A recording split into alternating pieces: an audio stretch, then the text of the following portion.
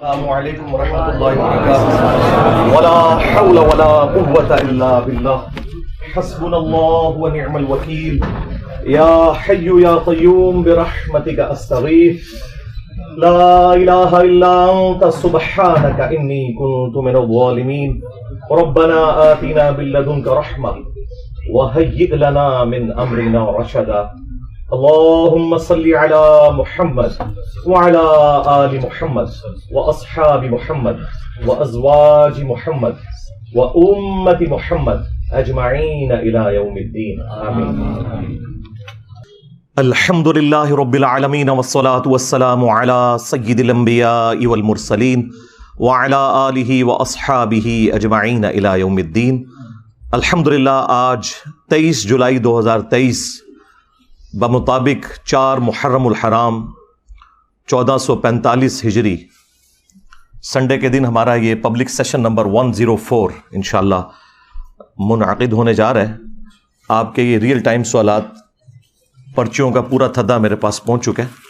انشاءاللہ کوشش کروں گا کہ ٹائم بچا تو اس کے اوپر بھی ڈسکشن کروں، لیکن چونکہ اب محرم کا موقع ہے تو میں چاہ رہا ہوں اس حوالے سے تھوڑی بہت گفتگو کی جائے، جو یقیناً اس مہینے کا تقاضا بھی ہے.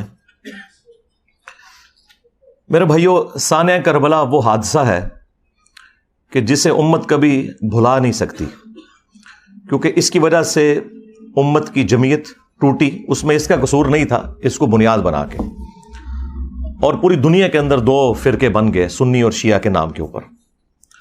ہمارے نزدیک تو دونوں مسلمان ہیں اپنی غلطیوں کے باوجود. انیشلی یہ اختلاف ایک سیاسی اختلاف تھا، پولیٹیکل اختلاف تھا، عقیدے کا کوئی اختلاف نہیں تھا.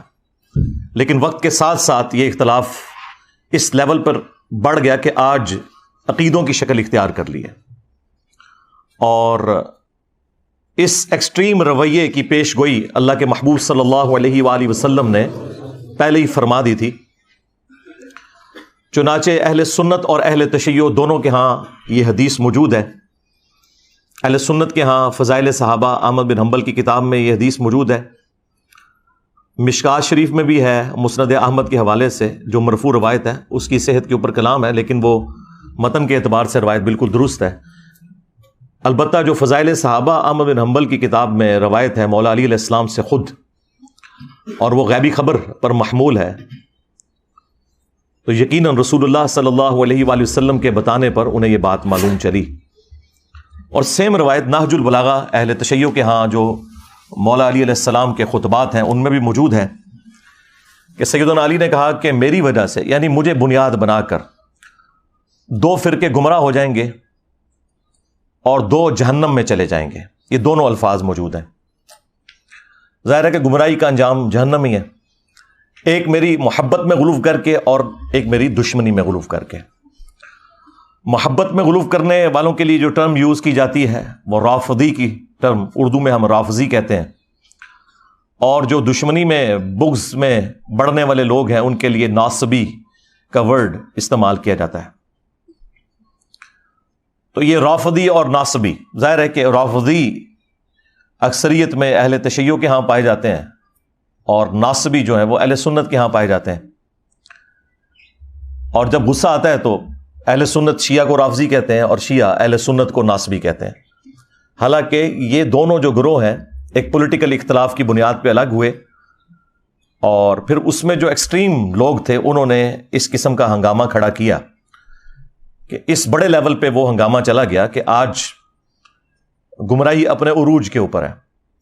اگر اہل تشیع کے ہاں ایسے رافضی موجود ہیں جو علی اللہ کہتے ہیں، نعوذ باللہ، ہمارے سب کانٹیننٹ میں تو بہت کم لوگ ہیں، زیادہ تر یہ شام کے اندر نصیریہ فرقہ پایا جاتا ہے اور شیعہ خود انہیں کافر سمجھتے ہیں.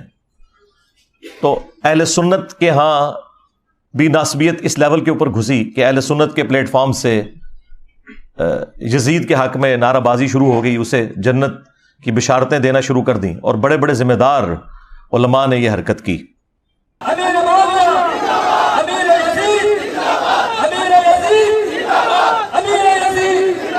کیا یزید کو حضرت امیر المؤمنین یزید رحمۃ اللہ علیہ کہنا جائز ہے؟ تو میری اس بارے میں جو رائے ہے اور استخارے کے بعد رائے ہے کہ ہمیں محتاط انداز میں ایک دو الفاظ ضرور کہنے چاہیے. وہ لفظ آپ اور زیادہ نہیں تو کم از کم اتنا کہنا چاہیے کہ حضرت یزید رحمۃ اللہ علیہ، حضرت یزید رحمۃ اللہ علیہ کہنا چاہیے. As far as your understanding about the wall of Karbala, you said that Yazid, may Allah be pleased with him, Yazid, may Allah be pleased with him, Yazid, may Allah be pleased with him, that he was ferocious and he was a villain, etc. There's difference of opinion.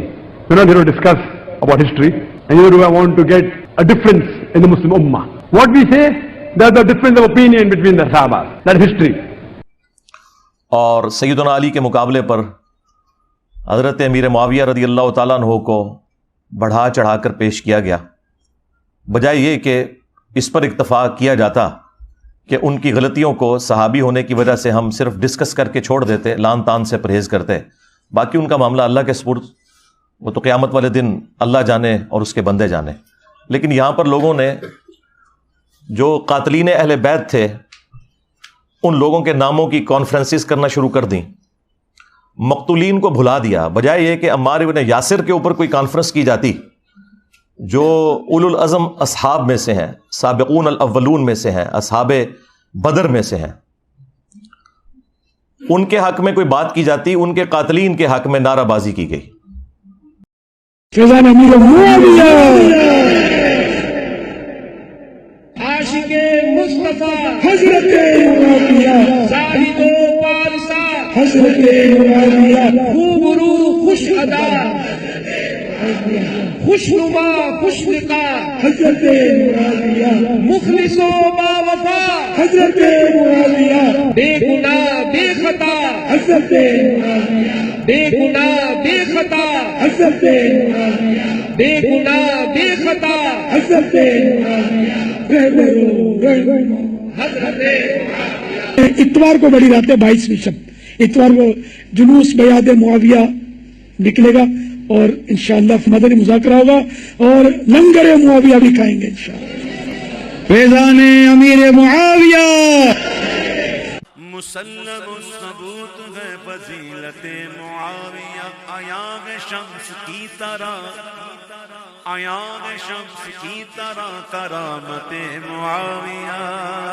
وہ جس سے روٹھ جائے تو رسول اس سے روٹھ جائے، نبی سے اس طرح کی ہے قرابت معاویہ.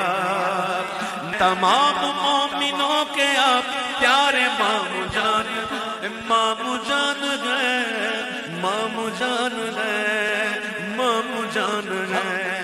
تمام مومنوں کے آپ پیارے مامو جان گئے. ہمیں بہت عزیز ہے یہ نسبت معاویہ، معاویہ کے پیار سے ہمارا بیڑا پار ہے.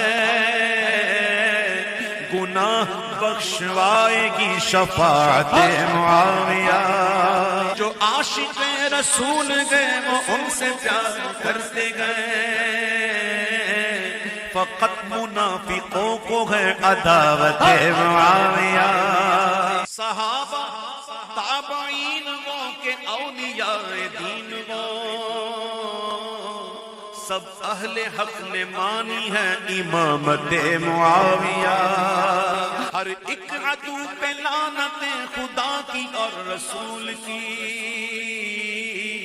ہے، باعث رضائے رب اطاعت معاویہ، ہے باعث رضائے رب اطاعت معاویہ. اور یہ ہم نے پچھلے 15-20 سالوں کے اندر اس قسم کے معاملات دیکھے، اور اس سے پہلے تو خیر قتل و غارت کا ایک بازار گرم تھا سعودیہ اور ایران کی پراکسی وار کی وجہ سے، جو اب کافی حد تک FATF حافظہ اللہ تعالی کی برکت سے اور ضرب عزب اور رد الفساد دامت برکاتہم عالیہ کی برکت سے ایڈریس ہو چکا ہے کافی حد تک. لیکن آپ کو پتہ ہے یہاں پہ جو سنی شیعہ ایک کنفلکٹ ضیاء الحق کے دور کے اندر اس ڈکٹیٹر نے اپنی حکومت کو دوام دینے کے لیے جو کچھ یہاں پہ کیا، وہ اس کی تکلیف ہم آج تک کاٹ رہے ہیں. بہرحال یہ تاریخ میں ہمیشہ ہوتا رہا. اہل سنت شیعہ کو رافضی کہتے رہے، شیعہ اہل سنت کو ناصبی کہتے رہے، حالانکہ دونوں میں اکثریت ان لوگوں کی موجود تھی جو ماڈریٹ تھے. اختلاف رائے رکھتے تھے لیکن ایک دوسرے کو مسلمان ہی سمجھتے تھے. شیعہ کافر کے نعرے ٹوائلٹس کے اندر لکھے گئے اور باقاعدہ ایک مہم چلائی گئی, اور اس وقت جو بھی ماڈریٹ علماء بولتے تھے انہیں قتل کر دیا جاتا تھا, اہل سنت میں سے بھی اور اہل تشیع کے اندر سے بھی. اور یہ پوری تاریخ اسلام بنو امیہ کی, بنو عباس کی, ایون سلطنت عثمانیہ کی بھری پڑی ہے اس قسم کے قتل و غارت سے. اور یہ ایک اسلام کے اوپر بڑا مشکل وقت رہا ہے تھرو آؤٹ. یہ تو اب میڈیا کی برکت سے حقائق لوگوں کے سامنے آنا شروع ہوئے اور ٹالرنس آئی, اور اللہ کے فضل سے ہمارے اس پلیٹ فارم کی برکت سے آج دنیا کے اندر ٹالرنس آ چکی ہے اہل سنت اور اہل تشیع کے ہاں کہ ہم نے کو ایگزسٹ کرنا ہے اپنے اختلاف رائے کو اپنی جگہ رکھتے ہوئے, لیکن ایک ریڈ لائن کو کراس نہیں کرنا. دونوں کے پاس اپنے اپنے دلائل موجود ہیں اور بنیادی عقائد تو کامن ہے. اب الگ پروپیگنڈا کیا جائے کہ شیعہ 40 پاروں کو مانتے ہیں, حالانکہ پاروں کی ڈویژن تو تابعین کے دور میں ہوئی. ہم تو 30 پاروں کو بھی نبی علیہ السلام کی طرف منسوب نہیں مانتے. نبی علیہ السلام کے مبارک زمانے میں تو سورتوں کی ڈویژن تھی. تو اس قسم کے جھوٹے الزامات ایک دوسرے کے اوپر لگائے گئے. اہل تشیع کے ہاں مشہور کر دیا گیا کہ یہ سیدنا علی کو نہیں مانتے. چند ایک لوگوں کی غلطی کی وجہ سے یزید کے حوالے سے مسکنسیپشن پیدا کر دی گئی, حالانکہ اہل سنت 99% یزید سے نفرت کرتے ہیں, لیکن وہ چند ایک لوگ چونکہ میڈیا میں ڈومیننٹ ہو جاتے ہیں اس کی وجہ سے پھر دوسرے لوگوں کو موقع مل جاتا ہے اور وہ اپنے معاملات کو آگے لے کے اس طریقے سے چلتے ہیں. قرآن حکیم میں اللہ تعالیٰ نے اگلی امتوں کا ذکر کرتے ہوئے انبیاء کرام علیہ السلام کا ذکر خیر کیا سورۃ المؤمنون میں, اور اس کے بعد پھر کنکلوژن کرتے ہوئے فرمایا فَتَقَطَّعُوا أَمْرَهُمْ بَيْنَهُمْ زُبُرًا كُلُّ حِزْبٍ بِمَا لَدَيْهِمْ فَرِحُونَ.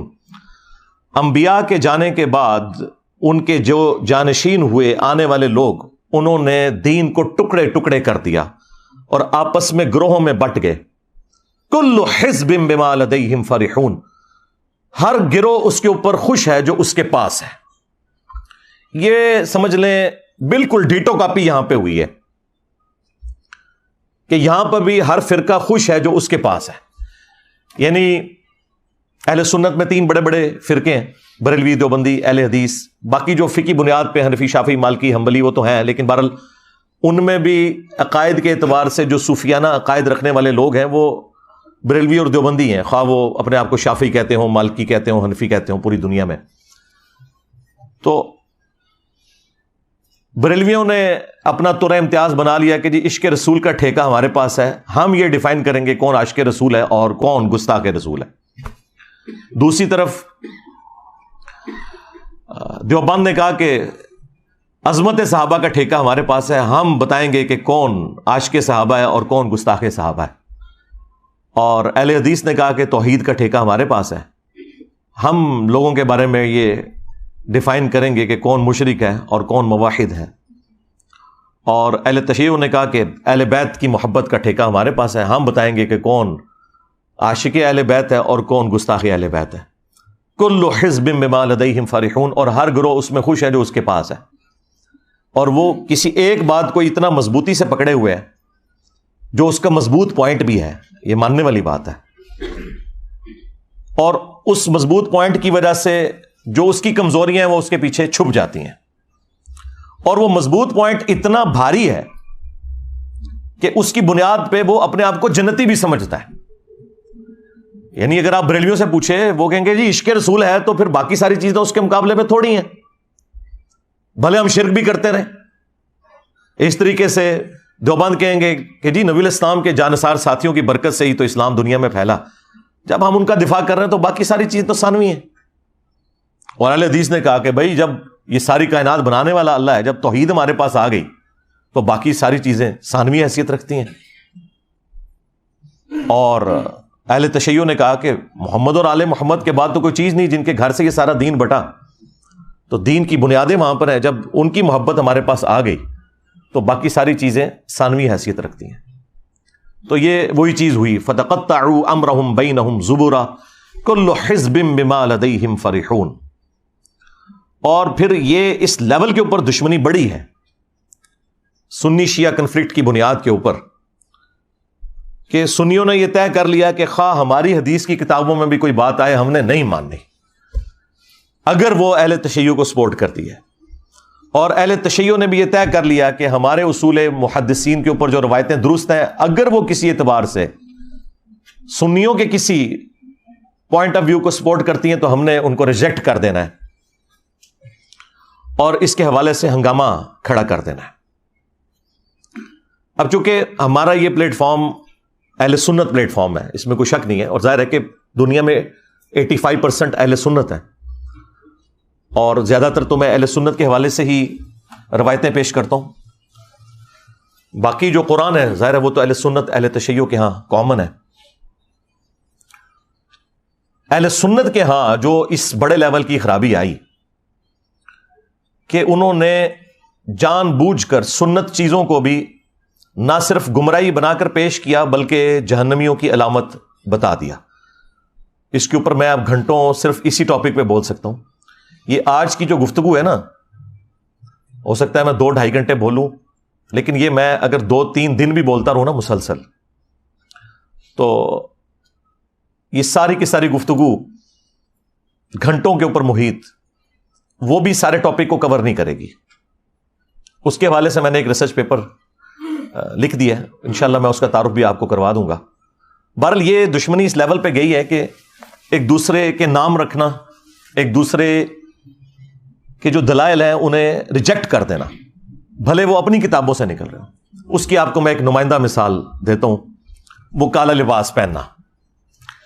سنیوں کے بچے بچے کو یہ رٹایا گیا کہ یہ کالا لباس جو ہے یہ جہنمیوں کا لباس ہے، نعوذ باللہ من ذالک. اور پوچھیں یہ لکھا کہاں ہوا ہے، کس حدیث کی کتاب میں لکھا ہوا ہے؟ تو وہ یہ کہیں گے کہ علماء فرماتے ہیں. اگر علماء فرما رہے ہیں تو اس کا مطلب ہے کہ پھر علماء غداری کر رہے ہیں اگر یہ حدیث کی کتابوں میں نہیں لکھا ہوا. اسی کو تو ہم نے عرض کیا ہے کہ مرنے سے پہلے اے مسلمان کر لے اس پہ غور، کتابوں کا خدا اور ہے، بابوں کا خدا اور.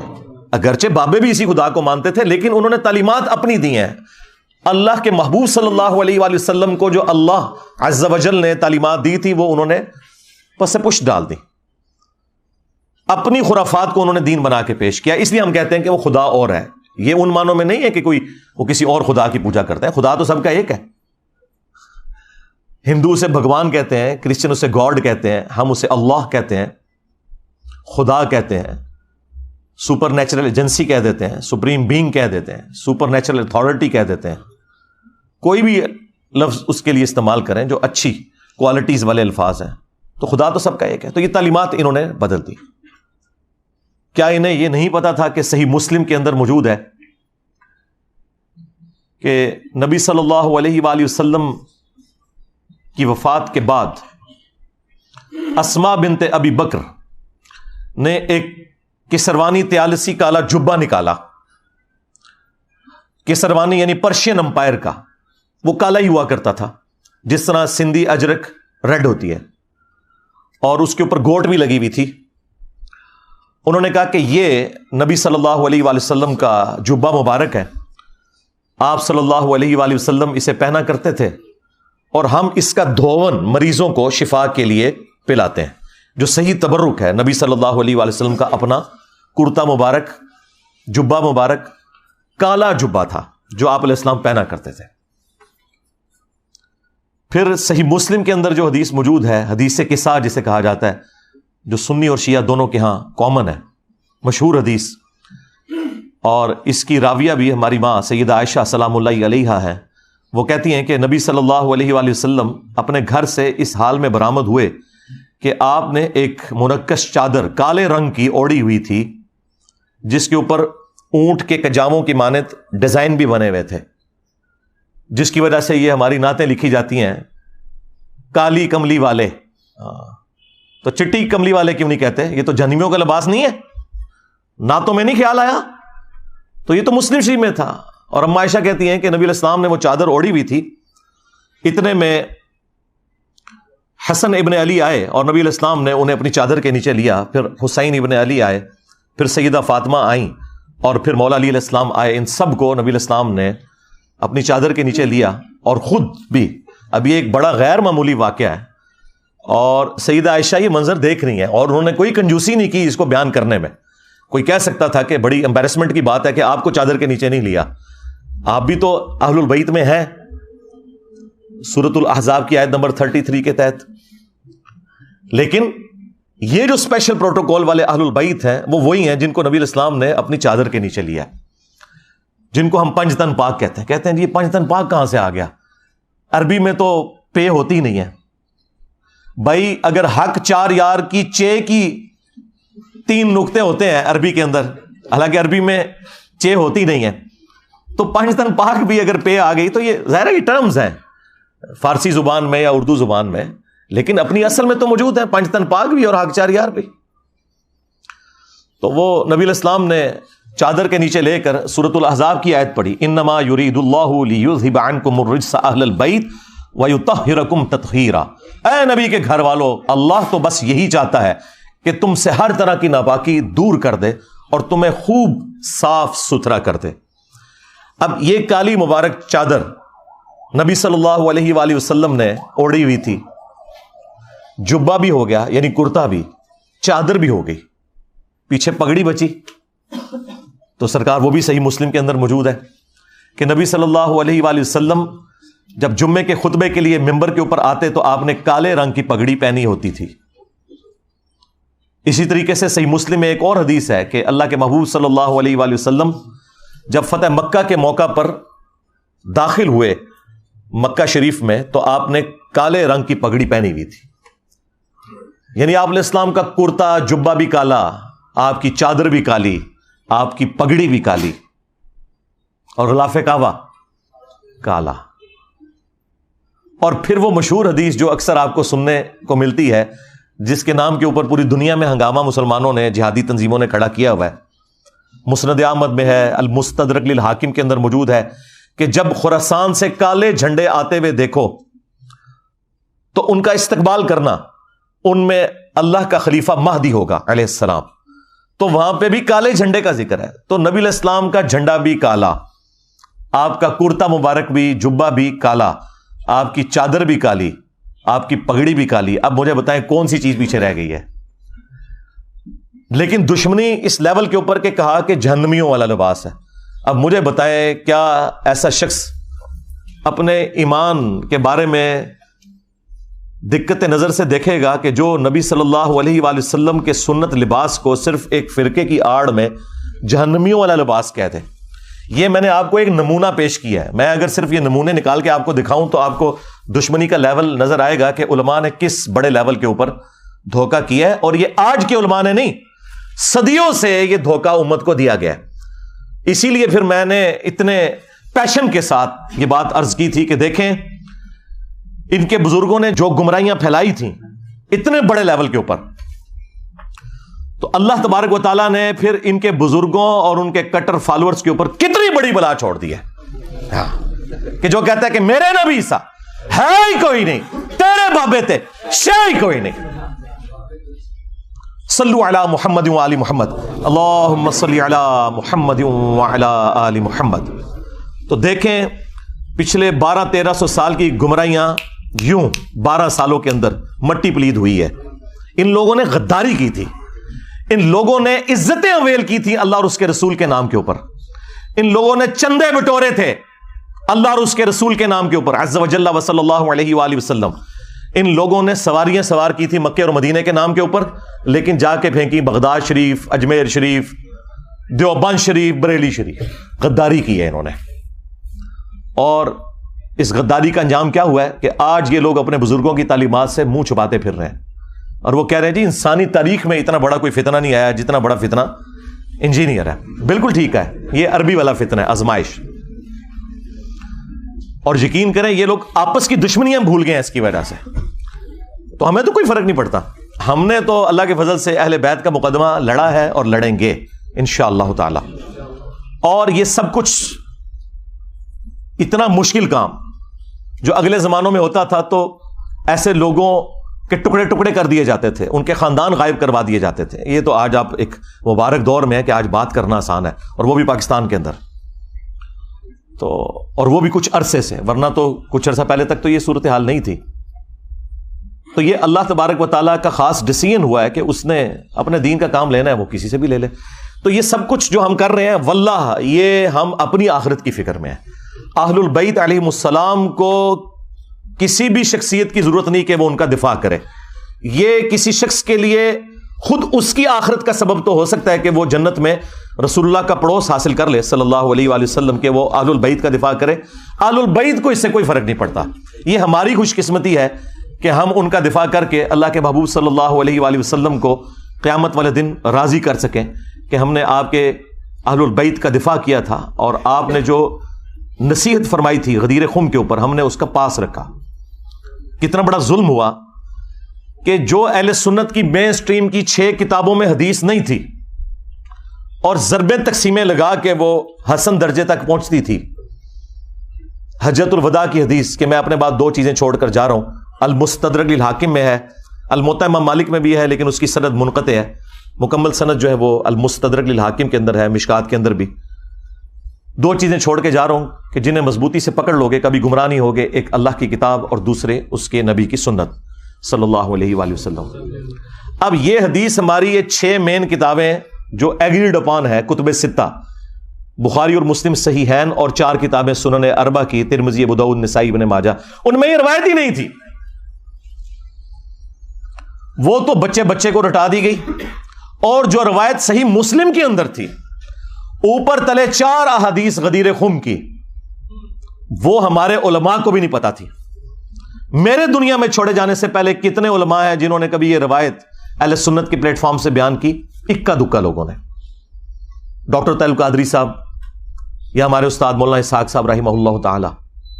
باقی تو سارے کے سارے لوگ جو ہیں وہ قرآن و سنت لے کے چلے، اور وہ بھی وہ روایت جو ان 6 کتابوں میں بھی نہیں تھی، جو 6 کتابوں میں مسلم شریف کے اندر تھی، صحیحین ٹاپ کی 2 کتابوں میں، اوپر تلے 4 احادیث غدیر خم کی 6225 سے لے کر 6228 تک.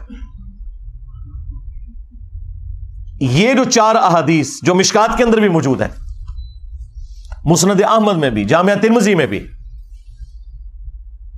وہ چھپا کے رکھی گئی. اور یہ جو خطبہ غدیر کا ہے یہ نبی صلی اللہ علیہ وآلہ وسلم کہ حجۃ الوداع کے بعد کا خطبہ ہے، یہ اسے بھی سپرسیڈ کرنے والا ہے. اور آپ علیہ السلام کی وفات سے چند مہینے پہلے جب آپ حج کر کے مکے سے مدینے کی طرف واپس آ رہے تھے تو راستے میں پانی کے لیے خم نامی گاؤں پہ پڑاؤ کیا 18 ذوالحجہ 10 ہجری کو. اور نبی صلی اللہ علیہ وآلہ وسلم کے لیے اونٹ کے پلان کا ممبر بنایا گیا. اور زید ابن ارقم روایت کرتے ہیں جب چند تابعین ان کو ملنے آئے کہ بھئی آپ نے تو نبی الاسلام کے ساتھ اتنا وقت گزارا ہے، اتنی نمازیں پڑھی ہیں، تو کوئی بات جو خاص بات رسول اللہ کی نصیحت آپ کو یاد ہو. تو انہوں نے کہا پھر سنو.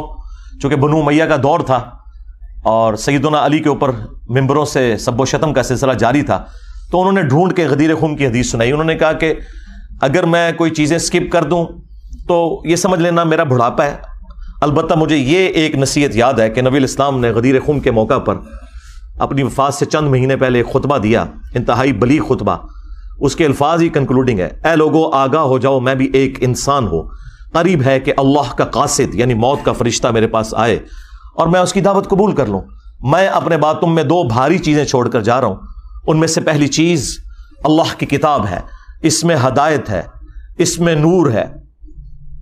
یہ اللہ کی رسی ہے جو قرآن میں ہے نا، وَاعْتَصِمُوا بِحَبْلِ اللَّهِ جَمِيعًا وَلَا تَفَرَّقُوا. تم سب کے سب مل کر اللہ کی رسی کو مضبوطی سے پکڑ لو اور فرقوں میں مت بٹو. یہ اللہ کی رسی ہے، جو اسے پکڑے گا وہ ہدایت پر ہوگا، جو چھوڑ دے گا وہ گمراہ ہو جائے گا.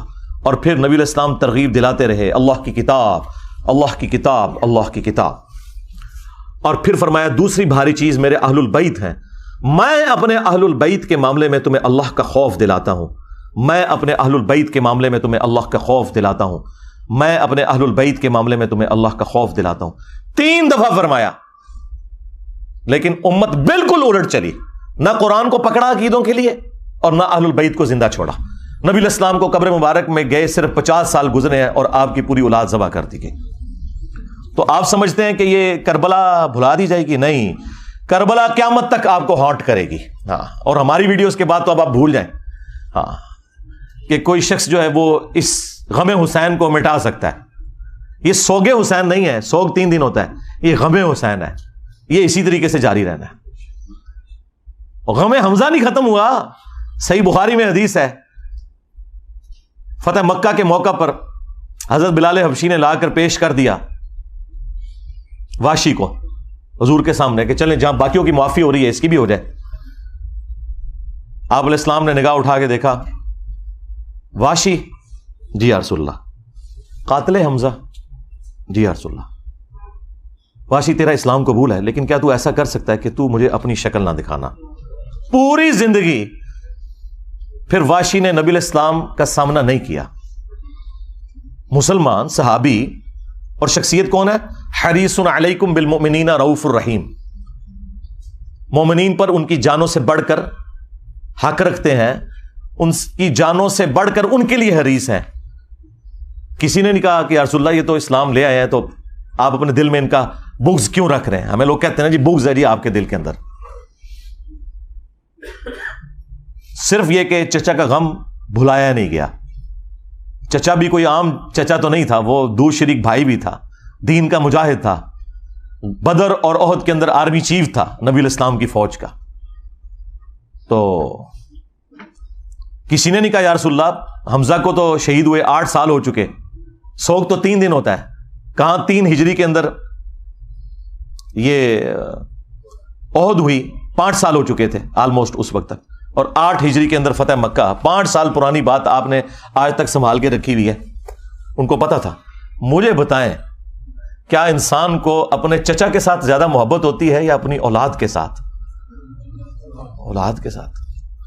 پھر اولاد بھی وہ اولاد کہ بخاری میں حدیث موجود ہے، ابو داؤد کے اندر موجود ہے کہ نبی علیہ السلام اللہ کے حضور عرض کرتے کہ اے اللہ، ابراہیم علیہ السلام اپنے 2 بیٹوں اسحاق اور اسماعیل کو جن کلمات کے ذریعے تیری پناہ میں دیتے تھے، میں اپنے 2 بیٹوں حسن و حسین کو انہی کلمات کے ذریعے تیری پناہ میں دیتا ہوں۔ اعیذکما بکلمات اللہ التامہ من کل شیطان وہامہ ومن کل عین لامہ۔ دیکھیں ابراہیم کے بیٹے اسماعیل اور اسحاق اور نبی علیہ السلام کے بیٹے حسن و حسین علیہم السلام اجمعین، یعنی آپ ذرا لیول دیکھیں کمپیریزن کا۔ تو نبی علیہ السلام نے فرمایا کہ میں اپنے اہل البیت کے معاملے میں تمہیں اللہ کا خوف دلاتا ہوں، اور یہی حدیث جو مسلم شریف کے اندر موجود ہے، اس کا ایک طریق جو ہے وہ مسند احمد کے اندر بھی ہے۔ اس میں پھر یہاں تک الفاظ ہیں کہ نبی علیہ السلام نے اپنے حق ولایت کا ذکر کیا، النبی اولا بالمؤمنین من انفسہم وازواجہ امہاتہم، نبی مومنین کی جانوں سے بڑھ کر ان پر حق رکھتے ہیں، اور نبی کی بیویاں امت کی مائیں ہیں۔ یہ آیت کوٹ کر کے آپ نے فرمایا کہ کیا میرا حق ولایت تم تسلیم کرتے ہو اپنے اوپر؟ یعنی میں تمہاری جانوں سے بڑھ کر تم پر حق رکھتا ہوں۔ تو سب نے کہا بلا یا رسول اللہ۔ تو پھر آپ علیہ السلام نے مولا علی کا ہاتھ پکڑا اور یوں فضا میں بلند کیا صحابہ کے درمیان، من کنت مولاہ فہذا علی مولاہ۔ پھر جس جس کا مولا، جس جس کا جگری یار، جس جس کا آقا، جس جس کا سرپرست میں ہوں، اس کا سرپرست علی ہے۔ اور پھر اسی حالت میں کہا کہ اے اللہ اس سے محبت رکھ جو علی سے محبت رکھے، اس سے دشمنی رکھ جو علی سے دشمنی رکھے۔ اور اس کی اصل تو اس حدیث میں بھی موجود ہے جو مسلم شریف میں ہے کہ علی سے محبت نہیں رکھے گا مگر مؤمن، علی سے بغض نہیں رکھے گا مگر منافق۔ اور بڑے رقت انگیز الفاظ ہیں، مولا علی نے خود روایت کی حدیث، وہ کہتے ہیں کہ اس ذات کی قسم کہ جس نے دانے کو پھاڑ کر کھیتیوں کو اگایا اور مخلوقات کو پیدا کیا، نبی امی نے مجھ سے یہ عہد لیا تھا کہ اے علی صرف مؤمن ہی تجھ سے محبت رکھے گا اور صرف منافق ہی تجھ سے بغض رکھے گا، وَلِعَوْذُ بِاللَّهِ تَعَالَى۔ تو اب یہ آپ دیکھ لیں، یہ وہ چیزیں تھیں جو پھر بھلا دی گئیں، اور اس کا رزلٹ آج سنی شیعہ کنفلکٹ، قتل و غارت کی شکل میں، دشمنی کی شکل میں، ایک دوسرے کو کافر کہنے اور گمراہ کہنے اور جہنمی کہنے کی شکل میں ہمارے سامنے آ چکا ہے۔ اب یہ ٹاپک اتنا لمبا ہے کہ میں اس کے اوپر فی البدی بھی بولوں تو میں نے بتایا کہ میں گھنٹوں نہیں کئی دنوں تک بیٹھ کے بولتا رہوں، اور میری ہزاروں ویڈیوز اگر کلپس بھی شامل کیے جائیں اس کے اوپر گواہ ہے کہ میں نے یہ سارے ٹاپکس مختلف ویڈیوز کے اندر کور کیے ہیں. البتہ میں ایک ریسرچ پیپر کا تعارف ضرور کرواؤں گا. آپ میں سے بھی جتنے 400-500 لوگ یہاں سنڈے والے دن آتے ہیں، اینڈ پہ ہم سب کو وہ فری ریسرچ پیپر دیتے ہیں. نہ صرف وہ ریسرچ پیپر بلکہ ساتھ 8 ریسرچ پیپرز اور ٹوٹل 9 ریسرچ پیپرز اور 3 اذکار کارڈ، یہ 12 کا پیکج یہ فری بالکل پلاسٹک پیکنگ کے اندر دیا جاتا ہے جو پہلی دفعہ درس میں آتا ہے. اور پاکستان میں آپ ڈاک میں بھی یہ فری منگوا سکتے ہیں. الحمدللہ ہم لاکھوں کی تعداد میں یہ تقسیم کر چکے ہیں فری بالکل. البتہ صرف آپ نے ڈاک کا خرچہ دینا ہے. ٹی سی ایس کا آج کل وہ ریٹ آلموسٹ 500 ہوا ہے. 500 روپیہ آپ پے کریں. صبح 9 سے لے کر شام 5 بجے تک ہمارا فون اکیڈمی کا آن ہوتا ہے. 032159000162 عثمان بھائی کے نام کے اوپر یہ نمبر بنا ہوا ہے، اور اسی نمبر کے اوپر ایزی پیسہ بھی ہے، جائز کیش بھی ہے. اس میں آپ صرف ٹی سی ایس کا خرچہ دیں گے تو آپ کو ریسرچ پیپرز کا پیکج پورے کا پورا، صرف کربلا والا ریسرچ پیپر نہیں، اس میں 200 احادیث ہیں 32 صفحوں کے اوپر ہے. اس کے علاوہ 9 ریسرچ پیپرز ٹوٹل ہیں 8 پلس یہ ایک 9 اور 3 اذکار کارڈ، یہ 12 کا پیکج بالکل فری آپ کے گھر آئے گا. آپ اس کو پڑھیں. اور الحمدللہ یہ کئی زبانوں میں ٹرانسلیٹ ہو چکا ہے. ہماری ویب سائٹ پہ اس کا PDF اویلیبل ہے، عربی میں بھی، اردو میں بھی، انگلش میں بھی، ہندی میں بھی، بنگلہ زبان کے اندر بھی، اور فارسی اور سندھی زبان کے اندر بھی. دنیا کی جتنی مشہور زبانیں ہیں ان میں اس کو ہم نے ٹرانسلیٹ کر دیا. انگلش میں آ گیا تو پھر آپ سمجھ لیں سب میں آ گیا. یہ ریسرچ پیپر آپ soft copy download free کریں ہماری ویب سائٹ ahlsunnatpak.com سے، وہاں سے بھی آپ پڑھ سکتے ہیں. ہارڈ کاپی بھی منگوا سکتے ہیں. تو آپ کو یہ پوری کی پوری گیم سمجھ آ جائے گی. یہ کربلا ایک دن میں نہیں ہوئی، اس کے پیچھے پورا ایک پس منظر ہے. کس طرح نبی الاسلام کی وفات کے بعد آہستہ آہستہ معاملات اس لیول کے اوپر بگڑے کہ صرف 50 سال کے اندر اتنی بڑی تبدیلی آئی کہ انسانی تاریخ نے اتنا بھیانک منظر نہیں دیکھا تھا جو ہمیں کربلا میں دیکھنا پڑا. اور اس کی ہیٹ آج تک ہم محسوس کر رہے ہیں. یہ ایک دن کے اندر نہیں ہوا، معاملات آہستہ آہستہ بگڑتے چلے گئے. اہل سنت اور اہل تشیع کے اندر جو اہل علم علماء ہیں ان کے درمیان یہ چیز ایگریڈ اپون ہے. اہل سنت جو ہیں وہ سیدنا ابوبکر صدیق رضی اللہ تعالیٰ عنہ کو نبی الاسلام کا سکسیسر مانتے ہیں، اس اعتبار سے نہیں کہ نبی الاسلام نے انہیں اپنا کوئی وصی بنایا. نبی الاسلام نے اپنا وصی قرآن کو بنایا تھا. یہ ٹاپک الگ سے ہے، میری اس کے اوپر ویڈیو ہے. اس وجہ سے کہ صحابہ کرام نے چنا، اور 6 مہینے کے بعد جب سیدنا علی نے بھی بیعت کر لی. اہل تشیع کہتے ہیں کہ وہ امت کے وسیع تر مفاد کے اندر کی، اور اہل سنت کا موقف یہ ہے کہ نہیں، وہ جسٹیفائی تھی. بہرحال at the end of the day اس کے اوپر متفق ہیں. اور پھر یہ 30 سال کے بعد جب خلافت ملوکیت میں بدلی ہے اور کس طریقے سے معاملات بگڑتے چلے گئے کہ اس کا اینڈ رزلٹ کربلا ہوئی. اس میں ہر ایک ٹاپک متقاضی ہے کہ میں اس کے اوپر گھنٹوں بول سکتا ہوں، لیکن اگر میں بولوں گا تو پھر تو یہ ساری کی ساری مجلس جو ہے یہ تو اگلی اتوار تک بھی نہیں ختم ہونی. اس لیے میں نے بس چند ایک باتیں آپ کے سامنے رکھی ہیں تاکہ آپ کا دماغ کھلے کہ ہم نے اس پلیٹ فارم کے ذریعے یہ حق کی آواز کیوں بلند کی ہے. اس لیے کہ یہ پلیٹ فارم غدیر خم کے اوپر کھڑا ہے. غدیر خم کے موقع پر نبی الاسلام نے قرآن اور اہل البیت دونوں چھوڑے تھے. اس لیے آپ دیکھتے ہیں کہ ہمارے پلیٹ فارم سے قرآن کی توحید کے اوپر 0 ٹالرنس ہے. اسی طریقے سے اہل البیت کے دفاع کے اوپر بھی 0 ٹالرنس ہے بالکل. اور جب لوگوں کے پاس جواب ختم ہو گئے ہیں تو لوگ اب قرآن و حدیث کے منکر ہونا شروع ہو گئے ہیں. وہ لوگ جو کل تک دوسرے لوگوں کو کہتے تھے کہ جب قرآن و حدیث میں یہ بات لکھی ہوئی ہے تو ہم کیوں نہ مانیں، کیوں نہ بیان کریں، آج ان کے فرقوں کے خلاف جب باتیں قرآن سے، بخاری سے، مسلم سے نکلی ہیں تو منہ چھپاتے پھر رہے ہیں. اب اس غم کو تو ہم تو نہیں دور کر سکتے. یہ تو ہو نہیں سکتا کہ آپ بخاری اور مسلم سے رفع الیدین کی حدیثیں پیش کریں اور حدیث عمار آپ کے گلے میں پھنس جائے. ٹھیک ہے، آپ کے گلے میں تو پھنسے گی نا، ہمارے گلے میں کوئی چیز پھنسے نا تو اس کو نکالنے کے لیے یہ ہم نے 2812 رکھی ہوئی ہے. یہ میں نے اپنی بوٹل کے اوپر لکھ کے لگایا ہوا ہے 2812. تو یہ بخاری کی حدیث جو مسلم میں بھی موجود ہے، تقتلہ الفئۃ الباغیہ یدعوہم الی اللہ ویدعونہ الی النار. افسوس ہے عمار، تجھے ایک باغی جماعت قتل کرے گی، تو انہیں اللہ اور جنت کی طرف بلائے گا اور وہ جماعت تجھے جہنم کی طرف بلائے گی. اب یہ اتنے سخت الفاظ تھے اور ان کے لیے ہضم کرنے مشکل ہو گئے, کیونکہ انہیں فکر لگی کہ پھر لوگ ہم سے پوچھیں گے کہ کس رضی اللہ عنہ نے, کس رضی اللہ عنہ کو خوش کرنے کے لیے عمار رضی اللہ عنہ کو قتل کیا.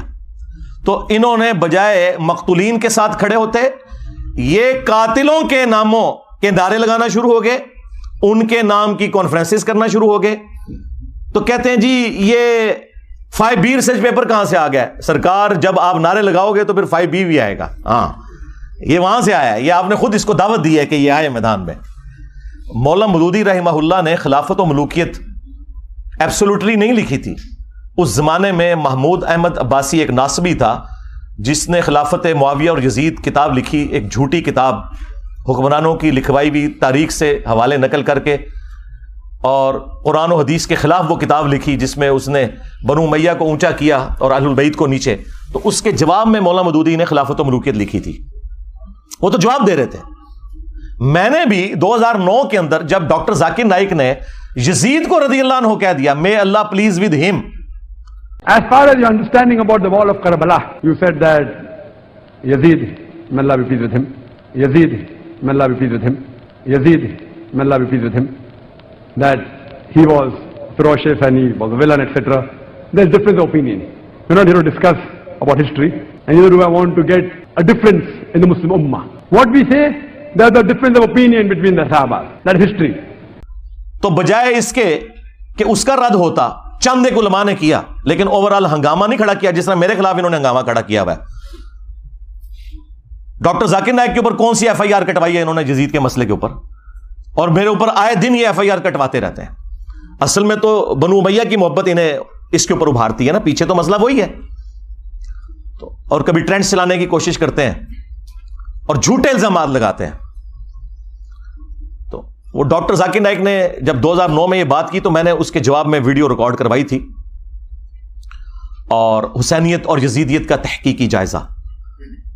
اور پھر آہستہ آہستہ جب معاملات مزید بڑھنا شروع ہوئے تو پھر مجھ پہ بھی مزید حقائق کھلتے چلے گئے. میں ساتھ ساتھ لوگوں کو ایجوکیٹ کرتا رہا. الٹیمیٹلی میں نے یہ ریسرچ پیپر 5B لکھا, اور اس 5B ریسرچ پیپر میں سیدنا عمر فاروق رضی اللہ تعالیٰ عنہ کی شہادت سے لے کر سیدنا حسین ابن علی رضی اللہ تعالیٰ عنہ علیہ السلام کی شہادت تک پوری اسلامک ہسٹری حدیث سے ہے. 200 سے زیادہ حدیثیں ہیں, اکثر بخاری اور مسلم سے ہیں, اور جو بخاری اور مسلم کے علاوہ ہیں ان پہ دور حاضر کے بڑے بڑے محققین کی میں نے تحقیم لگائی ہے. شیخ البانی رحمہ اللہ کی, شیخ زبیل زئی رحمہ اللہ کی, شیخ شعیب ارناؤت کی, اور باقی بڑے بڑے محدثین کی تحقیم لگی ہے. اس 5B ریسرچ پیپر میں کوئی ایک حدیث بھی ایسی نہیں ہے کہ جس کے اوپر صحت کا حکم نہ لگا ہوا ہو. ہاں یہ ہو سکتا ہے کہ بعض محدثین کے نزدیک وہ روایت ضعیف ہو تو بعض دوسرے اسے صحیح سمجھتے ہوں. یہ نہیں ہو سکتا کہ سب کے نزدیک کوئی روایت کمزور تھی اور میں نے وہ نکال دی. اگرچہ میرے نزدیک کوئی روایت کمزور بھی تھی اور اگر اسے امام ترمذی نے, امام حاکم نے, امام ذہبی نے ٹھیک کہا ہوا تو میں نے لیا, کیونکہ وہ بڑے ائمہ ہیں. اور پھر ہمارے مخالفین وہ ہیں جو ہم سے زیادہ انہیں سمجھتے ہیں, بلکہ ہمیں تو وہ کچھ سمجھتے ہی نہیں ہیں. تو پھر ہم انہیں ان کے گھر کی خبر نہ دیں کہ تمہارے اپنے اصول کے اوپر تو یہ روایتیں درست تھی نا, انہیں مانو. کیونکہ جب ہم کوئی اپنی روایت پیش کرتے ہیں ان کتابوں سے تو تم ریجیکٹ کر دیتے ہو. بخاری مسلم تم ریجیکٹ نہیں کر سکتے, تو اس کے لیے پھر تم باطل تعویلات تلاش کرنا شروع کر دیتے ہو, اور آئے دن کوئی نہ کوئی ہنگامہ کھڑا کرتے رہتے ہیں. تو میں وقتاً فوقتاً ان تمام ٹاپکس کو ایڈریس کرتا رہتا ہوں تاکہ لوگوں کو حق بات پتہ چل جائے. یہ اتنا معاملہ آسان نہیں ہے.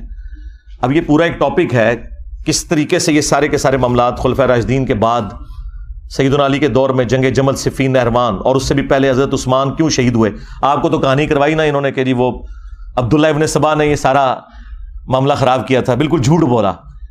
ایک شخصیت جو حضرت علی کے دور میں سامنے آیا, جسے حضرت علی نے خود قتل کروایا, اس کو پکڑ کے انہوں نے شہادت عثمان کے چکر میں ڈال دیا تاکہ بنو امیہ کو چھپا لیں کہ بنو امیہ کے گورنروں کی وجہ سے حضرت عثمان غنی رضی اللہ تعالیٰ عنہ کے خلاف ان کی رعایا ہو گئی تھی, اور الٹیمیٹلی اس کا انجام ان کی شہادت ہوا. اور یہ وہ باتیں ہیں جو بخاری مسلم میں لکھی ہوئی ہیں. میں نے اپنے ریسرچ پیپر میں ساری احادیث وہ جمع کی ہیں, تاریخی روایتیں نہیں, حدیثیں. اس کے اوپر پردہ ڈالنے کے لیے انہوں نے باقی معاملات جو ہے نا وہ نئے اجاگر کرنا شروع کر دیے. اللہ کے بندو, یہ تو اتنا خطرناک معاملہ تھا کہ یہ معاملہ اس لیول کے اوپر بگڑا ہے کہ صرف بخاری مسلم سے اگر حدیثیں میں آپ کے سامنے رکھوں تو آپ کانوں کو ہاتھ لگائیں گے. صحیح بخاری میں 4108 نمبر حدیث ہے, 4108. تحکیم کے بعد جب ایک معاہدہ فائنل ہونے جا رہا تھا اور نہیں ہو سکا سیدنا علی اور حضرت معاویہ کے درمیان, اس کے بعد جب حضرت معاویہ مدینہ شریف آئے تو انہوں نے وہاں ایک خطبہ دیا. بخاری کے الفاظ ہیں کہ حضرت حفصہ جو تھی, سیدہ حفصہ, حضرت عمر کی بیٹی اور عبداللہ ابن عمر کی بہن اور ام المومنین بھی, انہوں نے اپنے بھائی عبداللہ بن عمر سے کہا کہ جاؤ, حضرت معاویہ آئے ہیں تو وہ خطبہ دے رہے ہیں, تمہاری غیر موجودگی کو کہیں فتنہ نہ شمار کر لیا جائے, تو تم جا کے ان کی تقریر سنو. کیونکہ اس وقت پولیٹیکل اختلافات تو چل رہے تھے, تو عبداللہ بن عمر پھر وہ مجبوراً چلے گئے. اور وہاں پہ حضرت معاویہ نے تقریر کرتے ہوئے کہا کہ تم میں جو اس امر خلافت کے اندر خواہش رکھتا ہے نا, وہ اپنا سینگ اٹھائے, میں اس کے باپ سے بھی زیادہ خلافت کا حقدار ہوں, نعوذ باللہ. اور یہ کنایا کیا انہوں نے حضرت عبداللہ بن عمر کی طرف. وہ اگلی جو اس روایت کا حصہ ہے بخاری کا, وہ آپ کو کلیئر کر دے گا. اب یہ اتنا بڑا جملہ تھا. اب مجھے بتائیں کہ عبداللہ بن عمر کا باپ وہ ہے کہ جن کی وجہ سے رومن امپائر گری ہے اور شام مسلمانوں کے پاس آیا, اور اس شام میں بیٹھا ہوا ایک شخص امیر شام, وہ اسی کے بیٹے کو کہہ رہا ہے کہ میں تجھ سے اور تیرے باپ سے زیادہ خلافت کا حقدار ہوں. یہ بخاری شریف ہے جی, یہ اصول الکافی شریف نہیں ہے, ہاں یہ مولانا شریف نہیں ہے, یہ بخاری شریف ہے. اب عبداللہ بن عمر کو غصہ تو آیا لیکن خاموش ہو گئے. اور وہ خاموش کیوں ہوئے؟ آج بھی لوگ کہتے ہیں نا کہ جی صدیوں سے لوگ کیوں نہیں بول رہے تھے, اس زمانے میں نہیں لوگ بول سکے. وہ ہمارے استاد مولانا اسحاق صاحب والی بات ہے کہ ماما روزانہ حسین نہیں جم دیا. ہاں, حسین ابن علی اور عبداللہ ابن عمر دونوں کی نیچرز میں فرق تھا. تو بعد میں ایک دوسرے صحابی کہتے ہیں عبداللہ بن عمر سے کہ آپ نے اسی وقت معاویہ کو جواب کیوں نہیں دیا جب وہ یہ کہہ رہا تھا کہ میں اس کے باپ سے بھی زیادہ خلافت کا حقدار ہوں. تو عبداللہ بن عمر نے کہا کہ میں نے ارادہ تو کیا کہ میں اپنی گوٹ کھولوں, یعنی وہ احتبا کر کے دونوں گھٹنوں کو یوں لے کے بیٹھے تھے, اور میں اسے اسی بھرے مجمع میں جواب دوں کہ تجھ سے زیادہ خلافت کا حقدار وہ ہے کہ جس نے تم سے اور تمہارے باپ سے جنگ کی تھی جب تم لوگ کافر تھے اور ہم لوگ مسلمان تھے. یعنی تم لوگ بعد میں مسلمان ہو کر طلقاء فتح مکہ کے موقع پر تم لوگوں نے معافیا مانگ کے اسلام قبول کیا. تم لوگ آج آ کے عمر اور اس کے بیٹے کے بارے میں کہہ رہے ہو کہ ہم اس سے زیادہ خلافت کے حقدار ہیں. مجھے بتائیں, جو شخص یہ کہے کہ میں عمر سے زیادہ خلافت کا حقدار ہوں, اس نے علی کی خلافت کہاں سے ماننی تھی؟ یہ اب سنی شیعہ سے مسئلہ اٹھ چکا ہے جی. وہ قصاص عثمان چاہتے تھے, قصاص عثمان چاہنے والا یہ کہے گا کہ میں حضرت عمر سے زیادہ خلافت کا حقدار ہوں, تو انٹینشن تو انہوں نے خود کھول کے بتا دی. اچھا, تو وہ عبداللہ بن عمر کہتے ہیں میں نے ارادہ تو کیا اپنی گوٹ کھولوں اور میں سے کہوں کہ تجھ سے زیادہ خلافت کا حقدار اور تیرے باپ سے زیادہ وہ ہے کہ جن لوگوں نے تمہیں مار مار کے اسلام میں داخل کیا ہے. یعنی تم لوگ کافر تھے اور ہم نے تم سے جنگیں لڑی ہیں. اور امام بخاری نے یہ حدیث غزوہ خندق کے چیپٹر میں ڈالی ہے یہ بتانے کے لیے کہ خندق کے موقع پر عبداللہ بن عمر اور حضرت عمر مسلمان تھے اور حضرت معاویہ اور ان کے والد کافر تھے. یہ اس میں سے انہوں نے رزلٹ نکالا ہے. اچھا, اب یہ بڑی حیران کن بات ہے, اسے آپ کرامت سمجھیں یا انٹینشنلی ایسا ہوا. یہ سیم الفاظ صحیح مسلم کے اندر موجود ہیں حضرت عمر کے بھی. ایک تو وہ بخاری میں حدیث ہے نا, جب آپ کو زخم لگے تو آپ نے 6 رکنی کمیٹی بنائی اور کہا کہ میں اپنے بعد اس امر خلافت میں ان 6 بندوں کے سوا کسی کو حقدار نہیں سمجھتا کہ رسول اللہ اپنی وفات تک ان سے راضی رہے. علی, عثمان, طلحہ, زبیر, عبد الرحمن بن عوف اور سعد بن ابی وقاص, ان میں سے کسی کو خلیفہ چن لینا میرے بعد. اور مسلم شریف میں الفاظ ہیں کہ آپ نے خواب دیکھا کہ ایک مرغے نے آپ کو ٹھونگ ماری ہے. اس کے بعد آپ نے جمعے والے دن خطبہ دیا اور اگلا جمعہ آپ کو نصیب نہیں ہوا, بدھ والے دن آپ کی شہادت ہو گئی, اور کہا کہ میں نے خواب دیکھی ہے اور میں نے اس کی تعبیر یہی کی ہے کہ عنقریب مجھے قتل کر دیا جائے گا, اور اگر میں اچانک مارا جاؤں تو اپنی خلافت کو ان 6 بندوں سے باہر نہ جانے دینا کہ جن سے رسول اللہ اپنی وفات تک راضی رہے.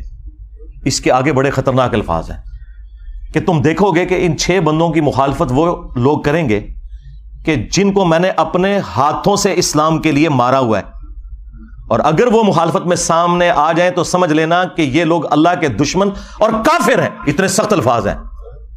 ہاں جی, اب یہ آپ نے تلاش کرنا ہے یہ اللہ کے دشمن کن کو کہا انہوں نے,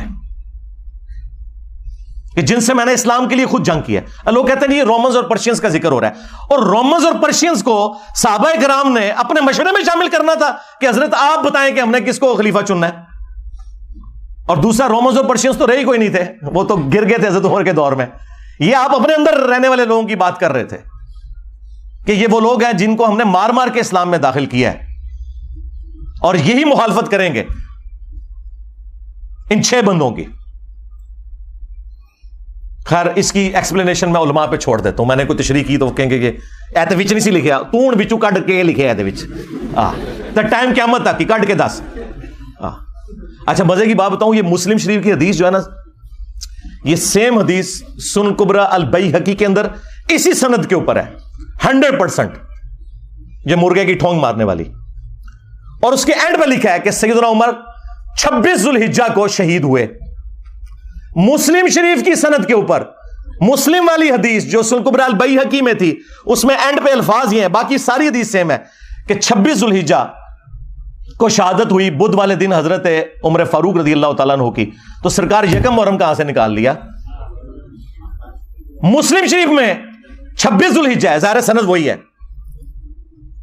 چلیں تاریخ کی بھی کتابیں اٹھائیں تو جتنی صحابہ کرام کے حالات زندگی پہ کتابیں ہیں نا, وہ 3 بڑی بڑی کتابیں ہیں. الاستیاب امام ابن عبد البر کی کتاب, اس کے بعد اسد الغابہ ابن اثیر کی کتاب, اور اس کی شرح الاصابہ 8000 صحابہ کے حالات زندگی ابن حجر اسقلانی کی. یہ 3 مین کتابیں, تینوں میں 26 ذو الحجہ لکھا ہے. باقی اقوال لکھ کے انہوں نے کہا یہ ثابت نہیں ہے. یکم محرم کا تو قول لکھا ہی نہیں ہوا. ایک جگہ ہے کہ جب دفنا چکے تھے تو محرم کا چاند نکلا, وہاں پہ بھی یکم محرم شہادت نہیں ہے. حضرت عثمان کی بھی بیعت پہلے ہو چکی تھی.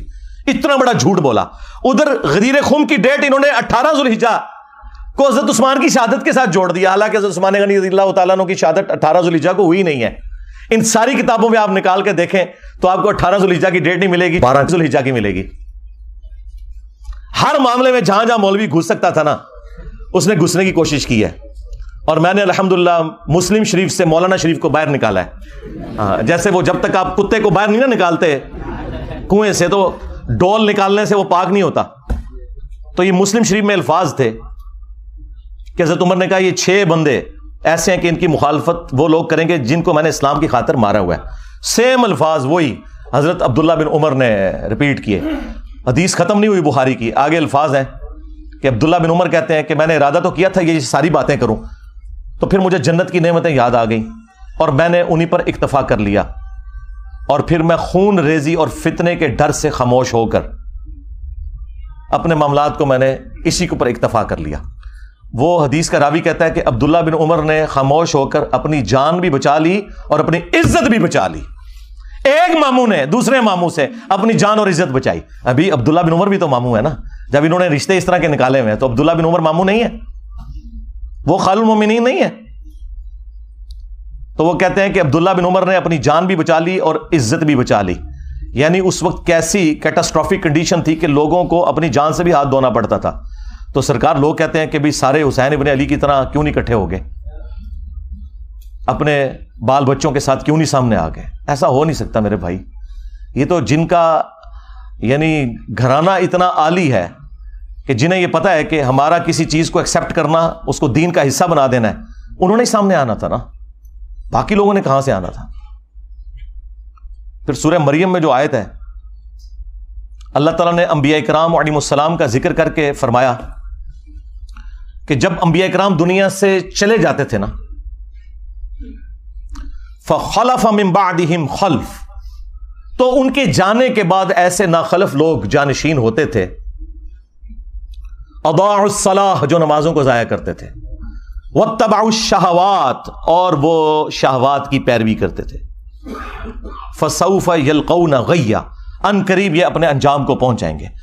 اللہ تعالیٰ نے کہا کہ انبیاء جب بھی دنیا سے جاتے تھے, ان کے جانے کے بعد ناخلف لوگ ان کے جانشین بن جایا کرتے تھے, یعنی کچھ عرصہ گزرنے کے بعد ان قریب یہ اپنی اس گمراہی کی سزا کو پالیں گے. یہ جو سورہ مریم کی آیت ہے نا، یہ سیم فٹ ان ہوئی نبی علیہ السلام کے کیس میں بھی، اور اس کی ایکسپلینیشن میں وہ صحیح مسلم کی مشہور حدیث ہے جو آپ کو سمجھ نہیں آ سکتی تھی جب تک آپ کو کربلا سمجھ نہ آئے، کہ نبی علیہ السلام نے فرمایا کہ جب کبھی بھی اللہ نے کسی پیغمبر کو مجھ سے پہلے بھیجا نا، تو اس کے جانثار ساتھی حواری ہوا کرتے تھے، وہ حواری بڑے پیشن کے ساتھ اس کی دعوت کو آگے لے کے چلتے تھے، اور جب وہ مخلص لوگ رخصت ہو جاتے تھے نا، تو پھر ایسے ناخلف لوگ اس مسند پہ آگے بیٹھ جاتے تھے جو زبان سے وہ کہتے تھے جو کرتے نہیں تھے،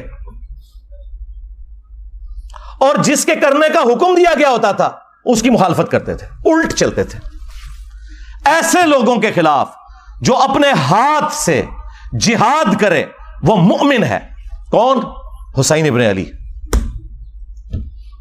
جو اپنی زبان سے جہاد کرے وہ بھی مؤمن ہے، اور جو اپنے دل میں جہاد کرے، یعنی اگر کمزور ہے دل میں ہی برا مانے، سامنے نہ آئے، عبداللہ بن عمر، عبداللہ ابن عباس، عبداللہ ابن زبیر، اس جیسے لوگ، وہ بھی مومن ہے، لیکن ظاہر ہے کہ یہ اس لیول کے نہیں۔ اور فرمایا اس کے بعد رائی کے دانے کے برابر بھی ایمان نہیں ہے اگر کوئی دل میں بھی برا نہیں سمجھتا۔ یہ جو حدیث ہے کہ تمام انبیاء کے ساتھ ایسا ہوا ہے، تو دیکھ لیں سیدنا حسین ابن علی ہی سامنے آ کے کھڑے ہوئے۔ صحیح بخاری میں ایک اور حدیث ہے 4827، اس حدیث کے کئی ایک طرق ہیں باقی کتابوں میں، المستدرک للحاکم کے اندر، سنن نسائی الکبریٰ کے اندر، اور اللہ بھلا کرے امام ابن کثیر نے تفسیر ابن کثیر میں سورۃ الاحقاف کی آیت نمبر 17 کے کانٹیکسٹ میں وہ سارے طرق ایک جگہ جمع کر دی ہیں۔ تفسیر ابن کثیر کے اوپر تو کسی کو اختلاف ہو ہی نہیں سکتا تھا، اور بخاری کی حدیث 4827 وہ بھی لی، اور باقی اس کے طرق بھی ایک جگہ جمع کیے۔ اس سے آپ کو پورے سینیریو کا اندازہ ہو جائے گا۔ مروان بن حکم جب مدینے کا گورنر بنا تو بخاری کے الفاظ ہیں کہ اس نے ایک دن خطبے میں یزید ابن معاویہ کا ذکر کرنا شروع کیا اور کہا کہ اللہ تعالیٰ نے امیر المومنین حضرت معاویہ کو یہ بات سجھائی ہے، وہ امت کے وسیع تر مفاد کے اندر اپنے بعد یزید ابن معاویہ کو خلیفہ بنانا چاہتے ہیں، یعنی ابھی حضرت معاویہ زندہ ہیں اور بیعت لے رہے ہیں اپنے بیٹے کے لیے۔